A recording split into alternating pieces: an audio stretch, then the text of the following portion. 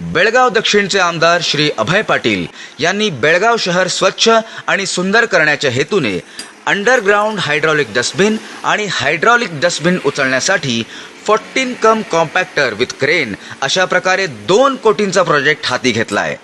पहिल्या फेजमध्ये प्रत्येक वॉर्डमध्ये एक अंडरग्राउंड डस्टबिन निर्माण करण्यात येणार आहे आणि यापुढे दुसऱ्या फेजमध्ये आणखी एक डस्टबिन प्रत्येक वॉर्डमध्ये निर्माण करण्यात येणार आहे। या अंडरग्राउंड डस्टबिनची क्षमता 1 टन कॅपॅसिटीची आहे।